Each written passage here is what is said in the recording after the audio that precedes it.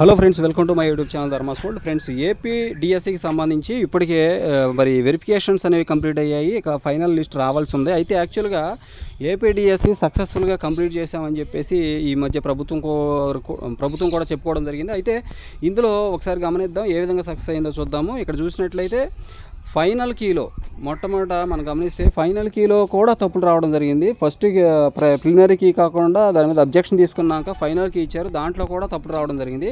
ఇంకోటి merit list ఇవ్వమన్నారు. యాక్చువల్గా అయితే మెరిట్ లిస్టు ఇవ్వడం సాధ్యపడదని చెప్పారు. డైరెక్ట్గా కాల్ లెటర్స్ మీ యొక్క పర్సనల్ లాగిన్లోకి వస్తే వాళ్ళు మాత్రం వెరిఫికేషన్కి రావాలి, సెలక్షన్ లిస్ట్ అనేది ఇందులో ఉండదని చెప్పేసి అప్పట్లో చెప్పడం జరిగింది. యాక్చువల్గా అయితే ముందు సెలక్షన్ లిస్ట్ ఇచ్చి ఆ తర్వాత వెరిఫికేషన్ అనేది చేయడం జరుగుతుంది.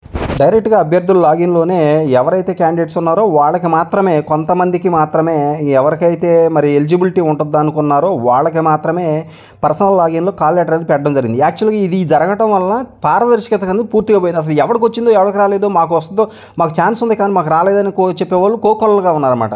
ఇది అదేదో లిస్ట్ ఇచ్చేసి హ్యాపీగా వాళ్ళకి వెరిఫికేషన్ చేసేస్తే ఎవరికి ఏ డౌట్ ఉండేది కాదు. కానీ అటువంటి జరగలేదు. అవి జరగకపోగా అభ్యర్థులకు అనుమానాలు పెంచారు. అయితే మెరిట్ లిస్ట్ గురించి అయితే క్లియర్గా చెప్పారు. మెరిట్ లిస్ట్ అయితే ఇచ్చేది లేదని చెప్పేసి అంత క్లియర్గా చెప్పడం జరిగింది. ఓన్లీ వెరిఫికేషన్కి అభ్యర్థులు ఎవరైతే ఉన్నారో వాళ్ళ యొక్క లాగిన్లో కాల్ లెటర్ మాత్రం ఇస్తామని చెప్పేశారు. అంతేకాకుండా మరి వెరిఫికేషన్ వాళ్ళకి మాత్రం కాల్ లెటర్స్ మాత్రం పంపిస్తామన్నారు. కోర్టు చెబితే ఎట్టకేలకి మెరిట్ లిస్ట్ ఇచ్చారు, లేదంటే అది కూడా ఉండేది కాదు. మనందరికీ తెలిసిన విషయం ఇది. ఇక్కడే మనం ఇంకో విషయం గుర్తుపెట్టుకోవాలి, కోర్టు చెప్పబట్టే మనకి మెరిట్ లిస్ట్ కూడా ఇచ్చారు, లేకపోతే అది ఉండేది కాదు. అయితే కోర్టు ఏం చెప్పిందంటే అప్పుడు ఆ సందర్భంలో మెరిట్ లిస్ట్ ఇచ్చాక సెలక్షన్ లిస్ట్కి మెరిట్ లిస్ట్కి కనీసం 10 రోజులు ఉండాలన్నారు. కానీ ఎట్టకేలకు అది ఇవ్వడం తప్పలేదు కాబట్టి వెంటనే 2-3 రోజులకే ఆ ప్రాసెస్ కూడా మొదలుపెట్టేయడం జరిగిందనమాట. కాబట్టి ఈ విధంగా అనేక అభ్యర్థులకు సంబంధించి అనేక సమస్యలు అనేవి డిఎస్సి వలన జరిగాయి. కానీ ఏ ఒక్క సమస్య అభ్యర్థులకు సంబంధించింది ఏది కూడా పరిష్కరించబడలేదు.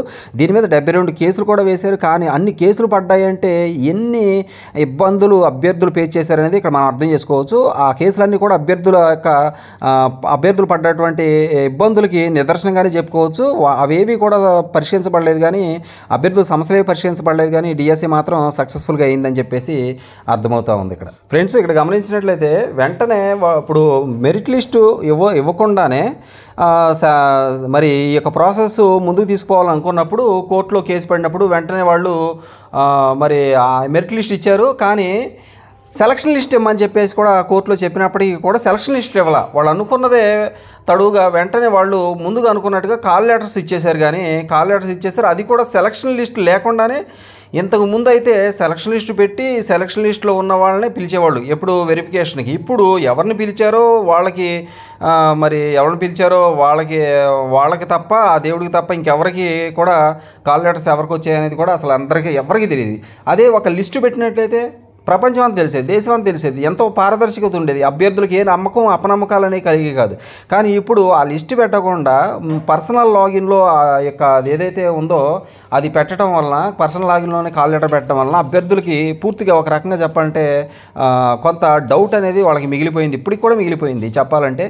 చాలామంది కూడా ఈ విషయాన్ని లేవనెత్తూ ఉన్నారు ఎక్కడ చూసినా. కానీ మెరిట్ లిస్ట్ ఇవ్వకపోవడం, ముఖ్యంగా మెరిట్ లిస్ట్ తర్వాత సెలక్షన్ లిస్ట్ ఇవ్వకపోవడం, సెలక్షన్ లిస్ట్లో ఉన్న వాళ్ళకి వెరిఫికేషన్ చేయకపోవటం, ఎవరికో మేము లిస్టు కాల్ లెటర్ వస్తుంది, వచ్చిన వాళ్ళు మాత్రం రండి అని చెప్పడం అనేది అభ్యర్థులకి చాలా అపనమ్మకాన్ని కలిగించిందనే విషయం అయితే క్లియర్గా తేటతెల్లంగా ఉంది. అంతేకాకుండా ఇక్కడ ఒక ముఖ్యమైన విషయం ఉంది. అదేంటంటే ఇంచుమించు 72 కేసులు, 72 మంది కాదు, 72 కేసులు దీని మీద ఫైల్ అయ్యాయి. అభ్యర్థులు మరి వాటన్నిటిని కూడా చివరికి సాల్వ్ చేశారనుకోండి. కేసులు అయితే సాల్వ్ అయినాయి, కానీ అభ్యర్థుల సమస్యలు అయితే ఆ ప్రకారం సాల్వ్ కాలేదనేది వాస్తవమే. ఇకపోతే ఇక్కడ మీకు మెరిట్ లిస్ట్కి సెలక్షన్ లిస్ట్కి మధ్య 10 నుంచి 15 రోజులు ఉండాలని చెప్పేసి కోర్టు చెప్పినప్పటికీ అది చేయలేదు. వెంటనే 2 రోజుల్లోనే మెరిట్ లిస్ట్ ఇచ్చేసారు. కానీ ఇక సెలక్షన్ లిస్ట్ మాట అనేది అసలు మనకి ఎక్కడ కనిపిస్తుంది అనమాట. అదొక విషయం మనం ఇక్కడ గమనించాలి. ఇక్కడ గమనించండి మీరు, 72 కేసులు ఫైల్ అయ్యాయి అంటే ఎంతమందికి అన్యాయం జరిగి ఉంటుంది, అంటే ఎంతమంది తాము అన్యాయానికి గురయ్యామని భావించుంటారు, ఎంతమంది తమ గోడు చెప్పుకోవాలనుకున్నా పట్టించుకోలేదు. ఎంతెందుకు మనం అప్లికేషన్ తీసుకుందాం. అప్లికేషన్ స్టార్టింగ్ నుంచే కూడా సిబిఎస్ఈ చదివిన అభ్యర్థులు అప్లై చేసుకోలేని పరిస్థితి అనమాట. సిబిఎస్ఈ చదివిన వాళ్ళు ఇంచుమించు 70,000 మంది దాకా ఉన్నారు.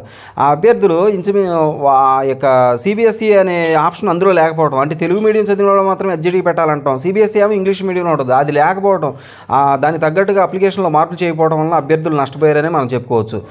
మరి ఇంకా మరి టెట్ కండక్ట్ చేసిన తర్వాత డిఎస్సి పెడతారు అనుకున్నారు. ఆ విధంగా ఎంతోమంది నష్టపోయారు. అభ్యర్థులు టెట్ రాయలేక కొత్తగా బయటికి కోర్స్ కంప్లీట్ చేసుకుని బయటకు వచ్చిన వాళ్ళు అప్లై చేయలేకపోయారు. ఇంచుమించు వాళ్ళు కూడా చాలామంది ఉన్నారు.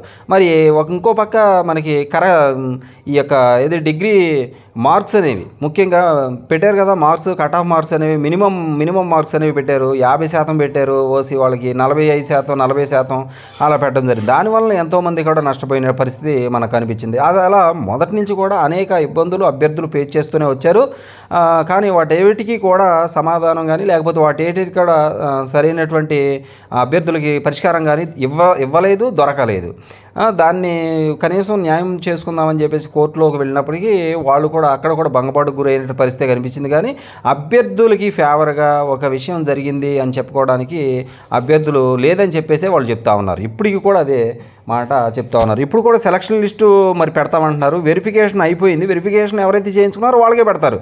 అసలు వెరిఫికేషన్కి ముందే అభ్యర్థులకి మరి మెరిట్ లిస్టులు ఎవరైతే ఉన్నారో ఆ అభ్యర్థుల చేత లిస్టు తయారు చేయించి మరి ఆ అభ్యర్థుల యొక్క లిస్టు సెలక్షన్ లిస్ట్ అనేది ఒకటి బాహాటంగా అందరికీ తెలిసే విధంగా పెట్టి దాని ప్రకారం వెరిఫికేషన్ చేసినట్లయితే అది ఇంకా చాలా, ఎందుకంటే ఇంతకుముందు అంతా కూడా అలాగే జరిగింది. కానీ ఇప్పుడు అది జరగకపోవడం అభ్యర్థుల్లో చాలా బాధాకరమైనటువంటి విషయంగా వాళ్ళు భావిస్తూ ఉన్నారు. చాలా అసంతృప్తితో ఉన్నారు ఒక రకంగా చెప్పండి అభ్యర్థులని.